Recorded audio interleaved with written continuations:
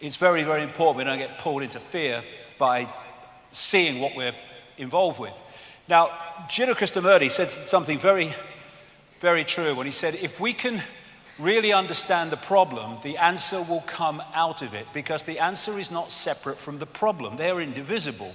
And you know, what I find in like some what they call New Age areas and stuff like that is, you mustn't talk about anything negative.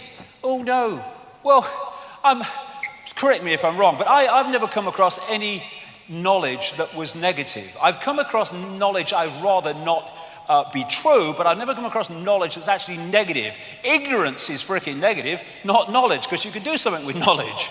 And so the idea that, you know, we should be frightened of looking at things as they really are, I mean, it's just another version of looking the other way and hoping it will go away. It won't. So when people say, well, what's the solutions? Well, fundamental to any solution is to understand the nature of what we're dealing with. Because then we've got a much better chance of dealing with it. We know what we've got to deal with. And, you know, a lot in the conspiracy research arena, like I said earlier, brilliant. There's so many people involved in this now.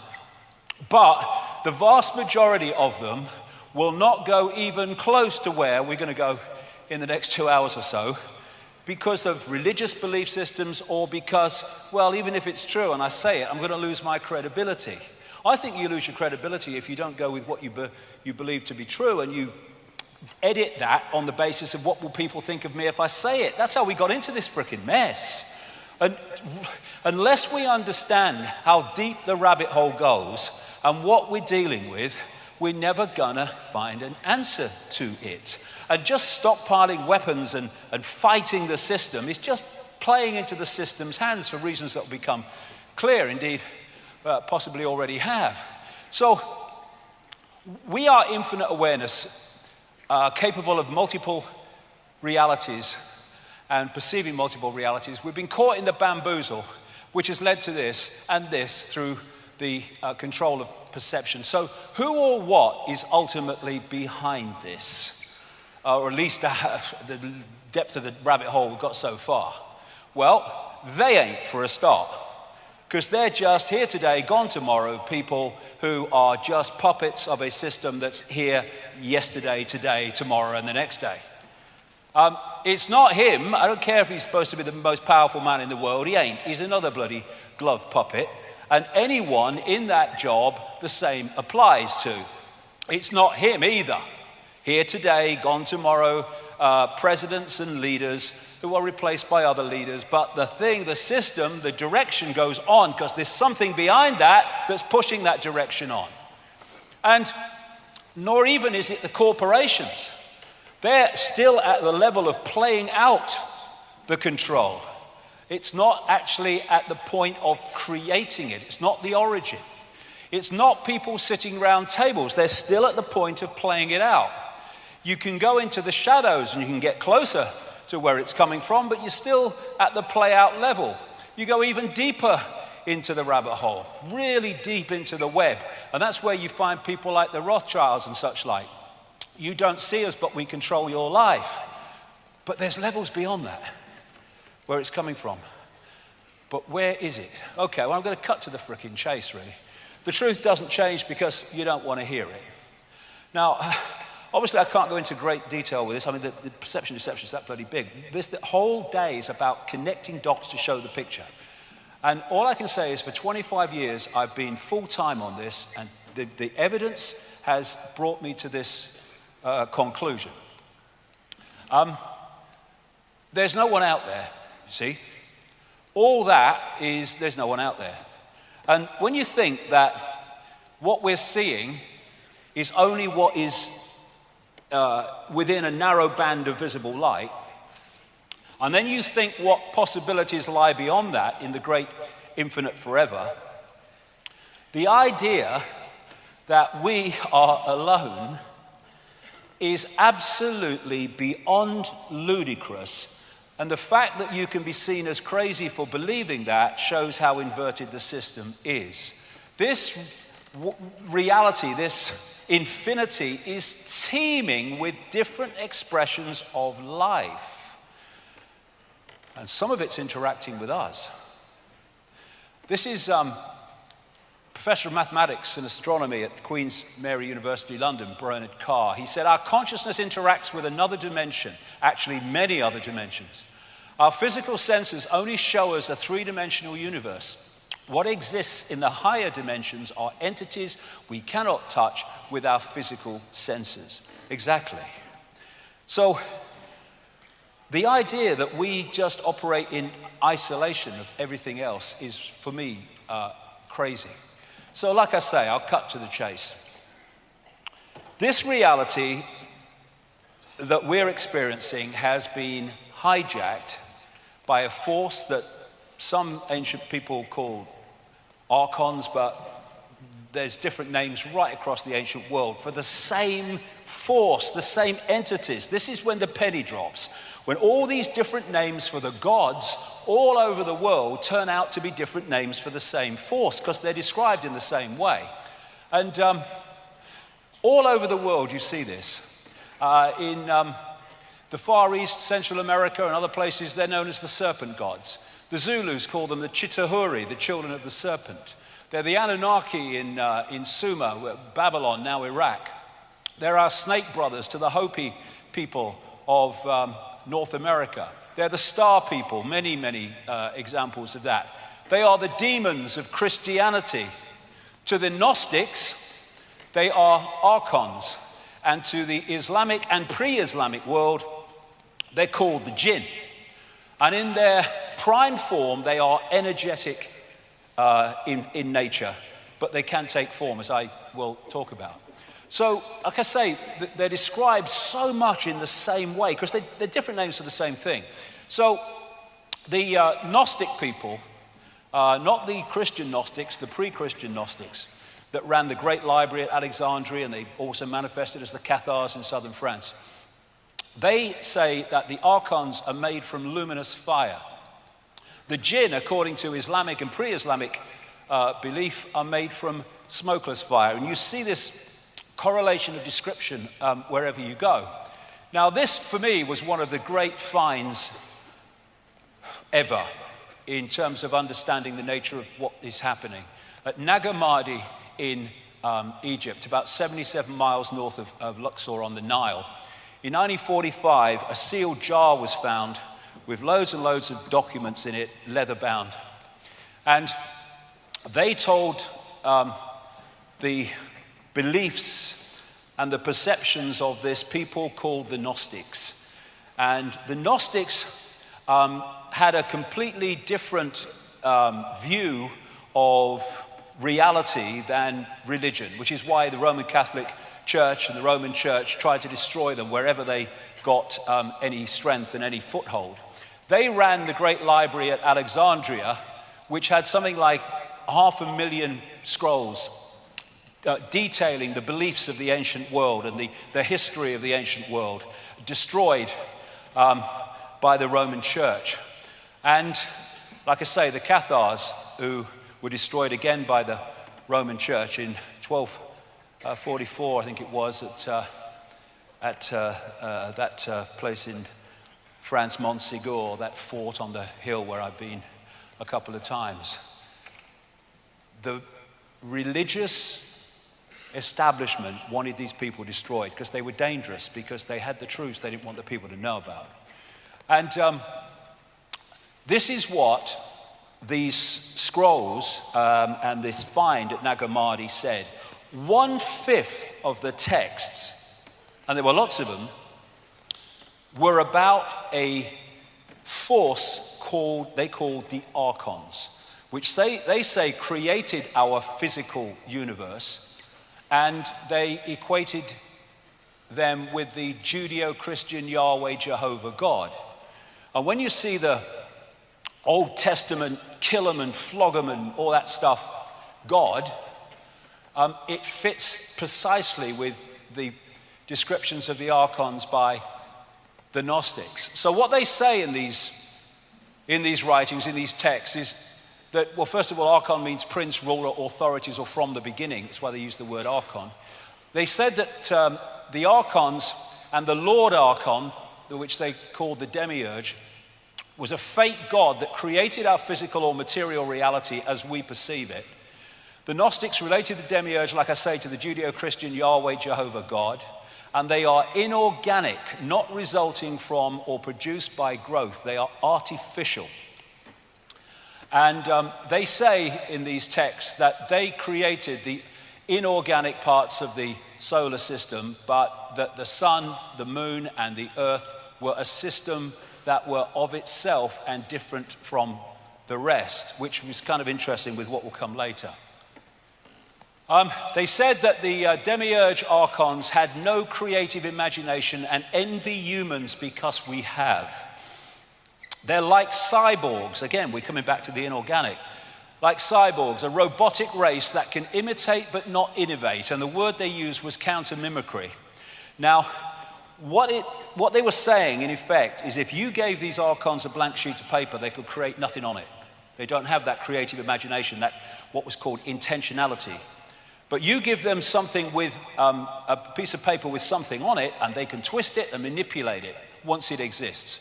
And they used the term fantasia, because these entities, they said, just as the Islamic people say about the jinn, have the ability to create virtual reality illusions. They're mind parasites. They possess humanity and manipulate the way they perceive everything. And they say the word you could use more than any about the archons was deception. They are deceivers. And what they create is an inversion of the natural order, which will become so crystal clear as we go along. Why? Interesting, like we see these different names, and actually for the same thing.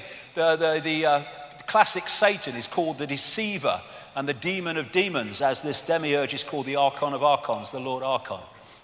Now, as I've kind of studied this and put it together, it seems to me that what we're looking at is what I would call a self-aware distortion, and it's self-aware inversion. Now, this is why the first 2 hours of today was so important. Everything is conscious. Even a distortion is conscious. Even an inversion is conscious, but it's conscious in a way that reflects the inversion and the distortion. And if you look at what we call evil, it is live written backwards. Evil is simply an inversion of life, an inversion of perception, and evil is extreme ignorance, which is the inversion of truth and awareness. And because this force, this archontic force, shall I call it, is an inversion of life, that's why it and anything attached to it is obsessed with death, which is an inversion of life. And so you get the Satanists who worship these gods in their rituals obsessed with death. That's why they're attracted to churchyards and cemeteries and stuff. And so the death cult, which is what this archontic force and its followers are, is about destroying. It's about killing.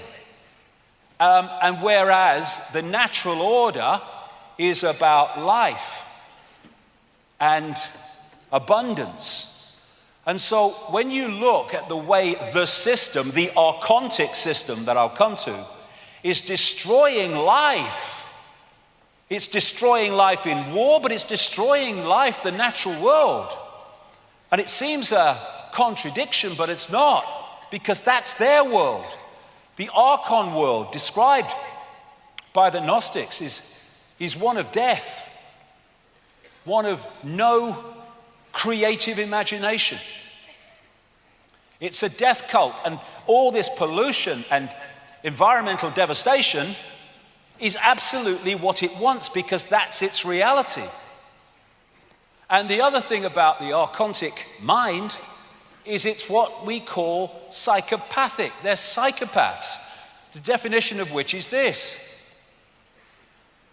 no empathy, no remorse, no empathy, no ability to put themselves in the feelings of those that suffer the consequences of their actions. Once you have no empathy, you have no limit to what you will do, because you have no emotional consequence for doing it.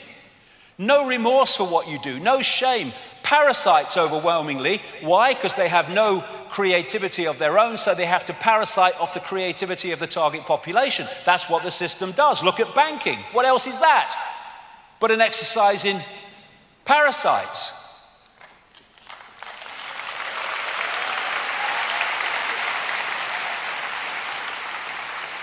And these people, which manifest as many world leaders and all the rest of it I'll come to, are pathological liars. What is a pathological liar? An inversion of truth, inversion. And they'll do whatever it takes to get their end goal. Other thing, the Gnostics used in these texts the word hal, meaning simulation.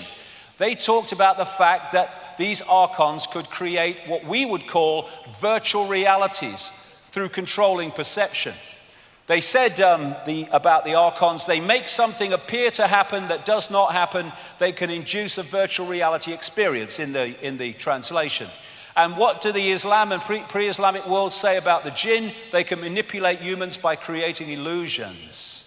This will become big time relevant the longer we go into this 2 hours. So we're back to this, that what our reality does or is, it's possibilities and probabilities folded into existence by perception. So this whole archontic system is about programming our perception, programming a distortion of our perception, an inversion of our perception, which is why we live in a madhouse, because it's an inversion of the natural order. So the idea is to disconnect the human mind, the human droplet, from the ocean, and lock us into this tiny set of frequencies which then we perceive as all that there is to see, and gotcha. Now, before this, what I call hack, and you'll see why I say hack shortly, there was another world described by the ancients, and very much along the lines of the Avatar movie and the Na'vi, the blue people, and how they interacted with the natural world, how they communicated with animals, how they communicated with each other beyond speech. And what the Gnostic texts say is that the archons made a bad copy, as they describe it, of our original reality. The original reality was that kind of avatar world. And when you say that without the first 2 hours, it would sound ludicrous and ridiculous, and that's impossible. But we're not dealing with the physical. We're dealing with information. That world is an information construct which we decode into a lovely world. This is an information construct which we decode into the world that we have today. And the idea, this might need a battery, mate. The idea is was to create this illusory reality and replace the old reality, and then this needs a battery, I think, because it's going on me. Anyway, and then tuning humans into that bad copy. Now, when you think about it, we're tuned into an information field of certain frequencies. We decode that into a reality. If we are then moved, our dial is moved, so we're decoding something else, we just decode another completely different reality. And that's what is meant by this bad copy. So this is an image that sums it up. I'm walking outside in the sun. You don't have to be in the sun. You just have to decode the fact you're in the frickin' sun. And it's the same with this bad copy. You just decode a reality and you think it's real because it's the only one that you can perceive. So you can decode a reality of the avatar kind, and then you are fed a different information source, tuned into it, ways that I'll come to, and then you decode a different reality, what I call the archontic reality. And this, I would strongly suggest, is the fake reality that we have been decoding through what we call known human history, modern human history, and further, that we think is just a natural world. It ain't. If you can create a virtual reality simulation, then you can create an alternative to it as well, which is what the bad copy is. And you're tuned to it through something called entrainment. Entrainment is the process by which, if you have 3 violins and they're all plucked to the same note, therefore they are the dominant frequency, put another violin in there, either plucked to another note or not plucked to any note, and it will start vibrating in sympathy with them, because they're the dominant frequency. And if you can create a dominant frequency, then you can start to entrain the human decoding system into that frequency, and suddenly you're decoding a completely different reality. And once that happens, they gotcha. If you don't realize that's what's happened, because to you, well, this is how it is, mate. This is the world, isn't it? Well, what world is it? That's my question. And, you know, I liken this archontic distortion, inversion, to a computer virus. It absolutely fits. A computer virus, in our terms, obviously not exactly the same, infecting human perception. So what is, like I said earlier, a computer virus? It's rogue information. It's just introducing into the original system rogue information which distorts their word again and inverts the original system. So this is what a computer virus can do. Damage files, slow the system, show messages, take control. And how a computer virus works: a virus is a small piece of software that piggybacks on real programs. The archons do not have creative imagination. They cannot create. They can only distort what already exists. How can you describe a computer virus in better terms than that? Similar to the way a biological virus must hitch a ride on a cell, a computer virus must piggyback on top of some other program or document in order to launch. Once a computer virus is running, it can affect other programs or documents. It has piggybacked the original reality and has distorted it. And this is what is manifested as what the Gnostics called a bad copy. Now, we are taking energy, sustenance, from the energetic field. And we take energy from that field within the frequency band that we're vibrating to or resonating to. We can't take it outside of that band because we can't sync with it, like Radio 1 can't sync with Radio 2. So if you are a distortion and an inversion, you cannot get energetic sustenance from the natural order because you're not in that frequency band. So to get your sustenance, your energetic sustenance, you have to get it from other distorted energy which is in the frequency band that you are interacting with. And so the peoples around the world, the different cultures, etc., talk about the fact that these entities, it's a universal virtually description, feed off human energy, but not just any human energy.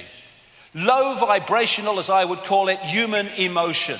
They feed off fear and anxiety and frustration and anger and conflict and war because they are a distortion of the natural order of love, of peace and balance. And thus, these archontic inversions, energies can feed off them. And so, it's very like in the Matrix where the machines, again, inorganic, were feeding off human energy. And so, while we, coming from the natural order perspective of love and peace and harmony, think that war and suffering and fear are a bad thing, to them, they are essential to their energetic survival. That's why they create them. This archontic inversion, which expresses itself in multiple ways, can't sync with that. That's what it needs for its sustenance. Thus, it has manipulated the structure of our society to generate it in unbelievable abundance.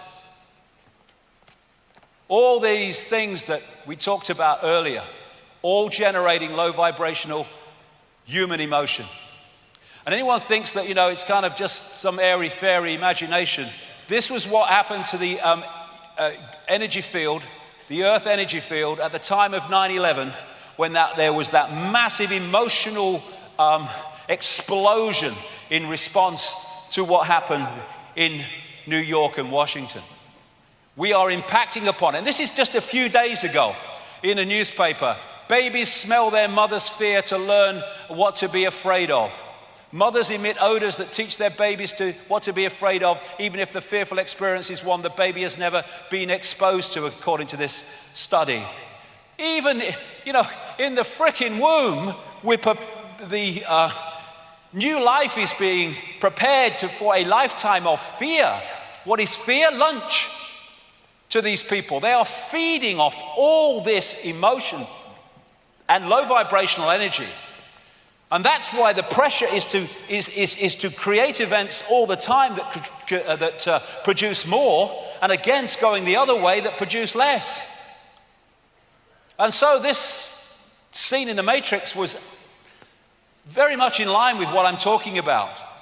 The Matrix is a computer-generated dream world built to keep us under control in order to change the human being into one of these. And on one level, that's what we are.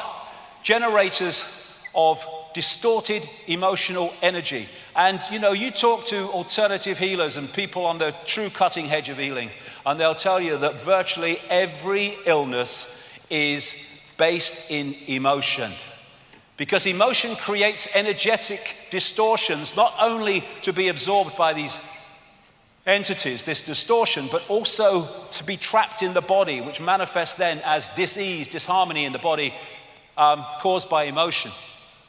So Carl Sagan's bamboozle is really the inversion of the natural order, which is why this world is turned on its head. Wherever you look, it's an inversion of what not just we would like it to be, but an inversion of the original reality that it replaced. And this is one reason why you get Satanists and stuff like that using inverted symbols for their symbolic language. Everything is inverted for the reasons I'm talking about.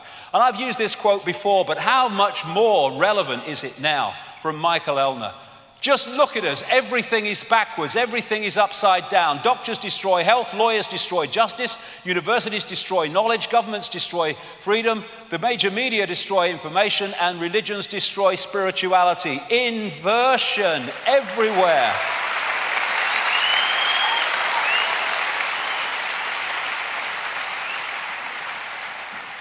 And these expressions of this archontic force are genetic liars, because lying is an inversion of truth. And this archontic energetic inversion, distortion, is not in this reality in form, although it can be, as I'll come to, but it exists in a reality very close to this one. And the idea is to distort our reality more and more, so it starts to blend and combine and come together with theirs. They are seeking to turn this reality into an extension of their reality through distortion and inversion. Now, this is Eben Alexander. He said that when he had his massive near-death experience, the first place he went to was very unpleasant. And to me, what he described was very much like this archontic realm that I'm talking about. He said he heard the sound of rhythmic pounding that was distant yet strong, a little like a heartbeat, but darker and more mechanical, that keeps coming up. Cyborg. Like the sound of metal against metal, as if a giant subterranean blacksmith is pounding an anvil somewhere off in the far distance.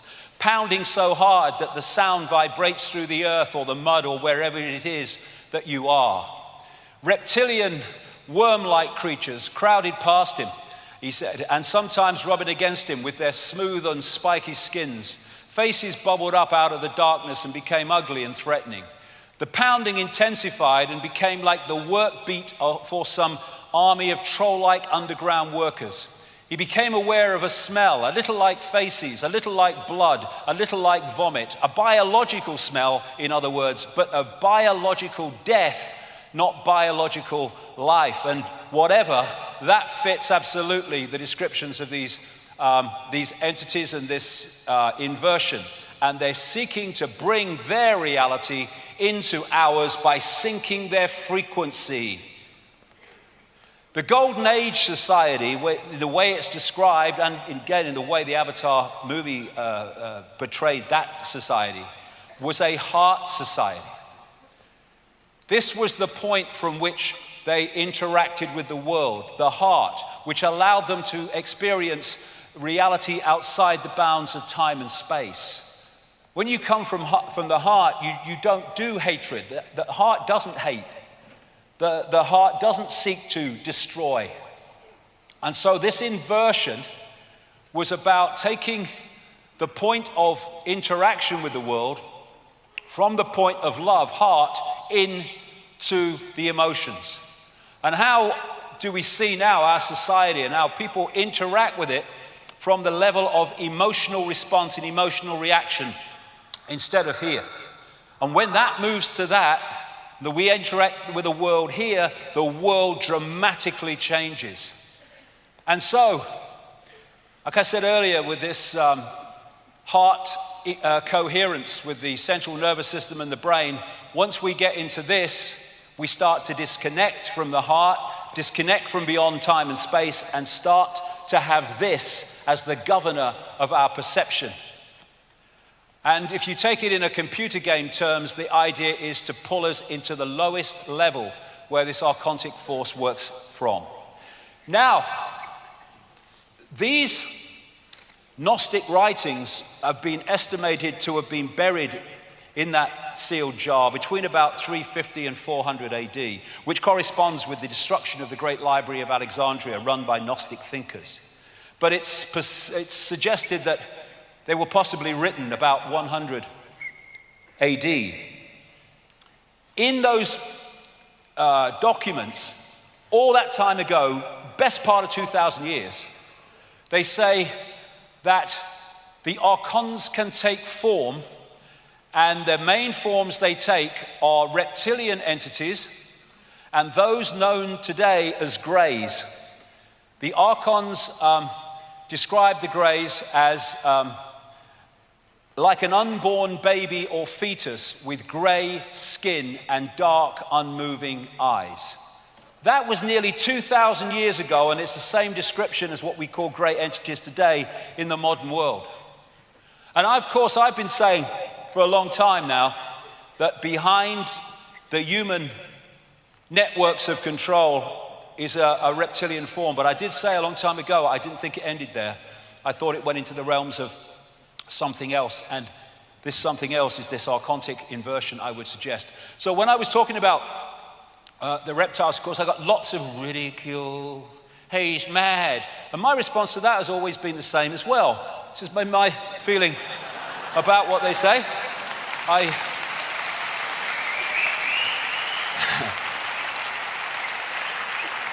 Because I simply want to know what the bloody hell's going on, me.